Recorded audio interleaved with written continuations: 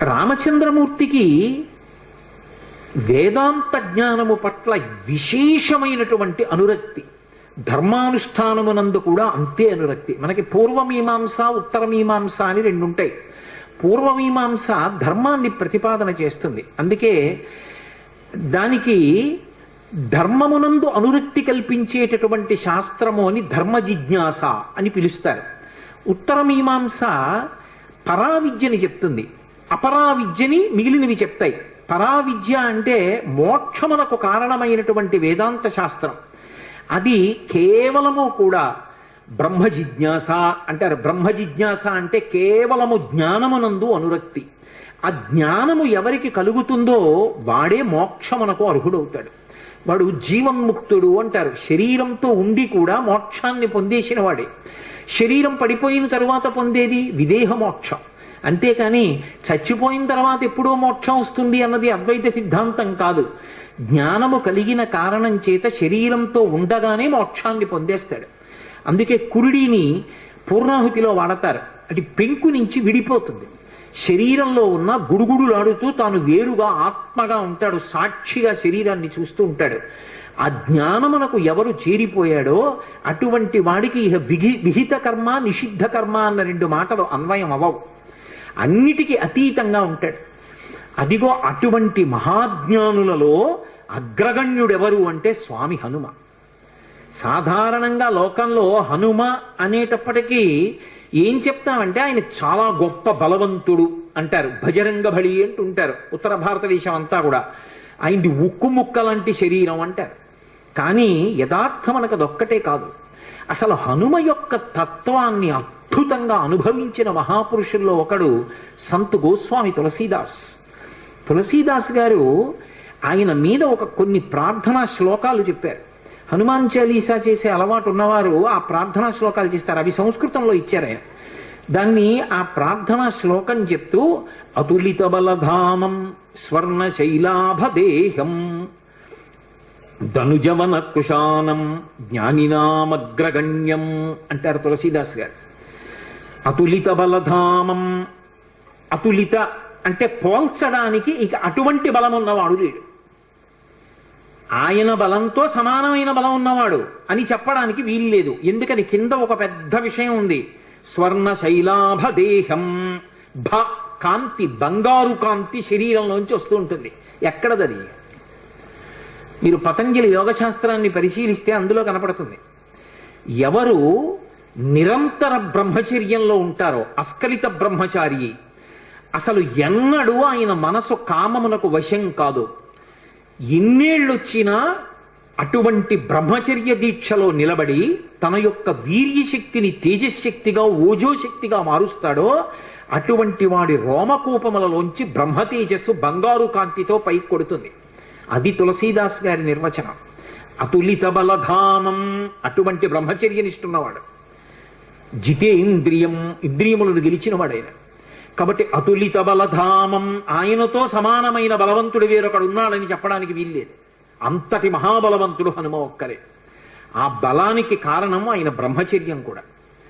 అతులిత బలధామం స్వర్ణ శైలాభదేహం, అది యోగశాస్త్ర రహస్యం. అందుకన్నారు తులసీదాస్ గారు, ఏదో శరీరం బంగారు కాంతి అని చెప్పడానికి కాదు.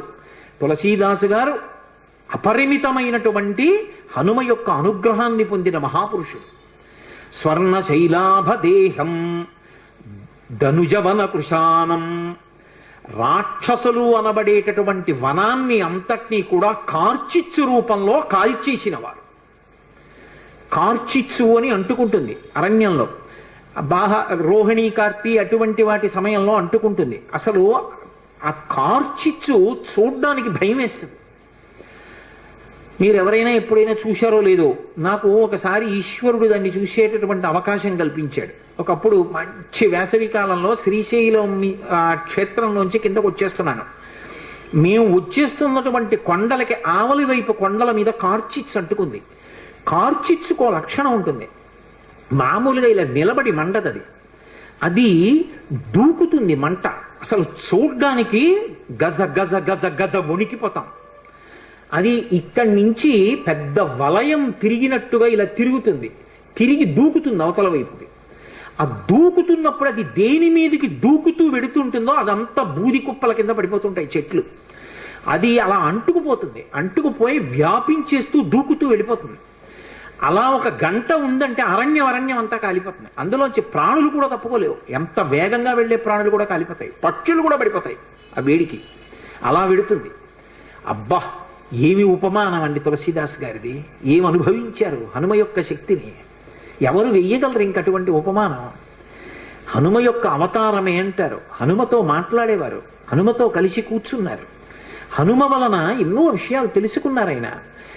అటువంటి వారు కాబట్టి అటువంటి మాటలు వెయ్యగలిగారు హనుమ గురించి. అందుకే హనుమాన్ చాలీసా అంత శక్తివంతమైంది లోకంలో. స్వర్ణ శైలాభదేహం ధనుజవన కృషానం జ్ఞానినామగ్రగణ్యం. ఇది తులసీదాస్ గారి ప్రార్థన. ఇప్పుడు నేను తులసీదాస్ గారి ప్రార్థన అంతా చెప్పి వ్యాఖ్యానం చేయడం అంటే అయ్యే పని యథార్థానికి ఏదో పైకి తేల్చేస్తున్నాను కానీ ఎప్పుడైనా నాతో పరమేశ్వరుడు హనుమాన్ చాలీసాకి వ్యాఖ్యానం చేస్తే అప్పుడు ఇందులో. కాబట్టి జ్ఞానినాం అగ్రగణ్యం, జ్ఞానుల యందు అగ్రగణ్యుడు. మామూలు వాడు కాదాయన, జ్ఞానుల యందు అగ్రగణ్యమైనటువంటి వాడు. ఎక్కడది ఈ విషయాలన్నీ తులసీదాస్ గారు ఎట్నుంచి కలుపుతున్నారు? నేను ఇందాక మీతో మనవి చేశానే, ధర్మ జిజ్ఞాస బ్రహ్మ జిజ్ఞాస అని ఉంటాయి అని. ధర్మ జిజ్ఞాస రాముడు అరణ్యవాసంలోనూ రాజ్య పరిపాలనలోనూ నిరూపణం చేశాడు. ఆయన ఎక్కడ నేర్చుకున్నాడు ఈ బ్రహ్మ జిజ్ఞాస? యోగవాసిష్టం అని ఓ గ్రంథం ఉంది, అద్వైత సిద్ధాంతానికి ఆయుపట్టు. వశిష్ఠుడు గురువై అద్వైత రహస్యములను, అసలది జ్ఞానవాసిష్టము అంటారు. అటువంటి జ్ఞానాన్నంతటినీ వశిష్ఠుడు రామచంద్రమూర్తికి ప్రబోధం చేశాడు. అప్పుడు విన్నాడు, అనుభవంలోకి తెచ్చుకున్నాడు. మీరు ఎప్పుడైనా అటువంటి మూర్తిని చూశారో లేదో నాకు తెలియదు. నాకు జ్ఞాపకం ఉంటే నేను ఈ 5 రోజుల్లో మీకు ఆ మూర్తిని తీసుకొచ్చి చూపిస్తాను. ఒక అద్భుతమైన ప్రార్థనా శ్లోకం ఉంటుంది. రాముడు రాజ్య పరిపాలకుడిగా కాదు, గురువుగా కూర్చుంటే ఎలా కూర్చుంటాడో. వైదేహీ సహితం సురద్రుమతలే హైమే మహామంటపే మధ్యే పుష్పకమాసనే మణిమయే వీరాసనే సుస్థితం అగ్రే వాచయతి ప్రభంజనసుతే తత్వం మునిభ్య పరం వ్యాఖ్యాంతం భరతాదిభి పరివృతం రామం భజే శ్యామలం అని. ఇందులో ఒక పెద్ద చమత్కారం ఉంది. హనుమ పాఠం నేర్చుకోవడం అంటే ఎన్ని విచిత్రాలు జరిగాయి అనుకుంటున్నారు? రాముడు ఎక్కడ నేర్చుకున్నాడు అసలు ఈ చెప్తున్న పాఠాన్ని? వశిష్ఠుడి దగ్గర నేర్చుకున్నాడు. వశిష్ఠుడు ఎవరు? శ్రీమన్నారాయణుని యొక్క శిష్యుడు. ఎందుకని? మీరు అద్వైత గురు పరంపర చెప్పారనుకోండి, నారాయణం పద్మభువం వశిష్టం శక్తించ తత్పుత్ర పరాశరంచ వ్యాసం శుకం గౌడపాదం మహాంతం అని గోవింద పాదంచ తధాస్య శిష్యాం అని చెప్తాం. ఆ తర్వాత శంకర భగవత్పాదులు వారి యొక్క శిష్యులు, ఆ పరంపర అంతా వస్తుంది. అందులో నారాయణం మొట్టమొదటి గురువు శ్రీమన్నారాయణుడు. నారాయణుని తర్వాత వచ్చిన గురువు పద్మభువం. అంటే నారాయణుని తర్వాత అంటే ఇంకో ఉద్దేశ్యంతో కాదు, నారాయణుని యొక్క గురుత్వమును అందుకుని గురువుగా ప్రకాశించిన వాడు బ్రహ్మగారు. బ్రహ్మగారి స్థానంలోకి మళ్ళీ బ్రహ్మగారిలా గురువు స్థానంలో కూర్చుని ప్రబోధం చేసిన వాడు వశిష్ఠుడు. ఇప్పుడు వశిష్ఠుడికి గురువెవరు? బ్రహ్మగారు. బ్రహ్మగారికి గురువెవరు? నారాయణుడు. కాబట్టి ఇప్పుడు వశిష్ఠుడికి నారాయణుడు ఏమవుతాడు? పరమగురువు అవుతాడు.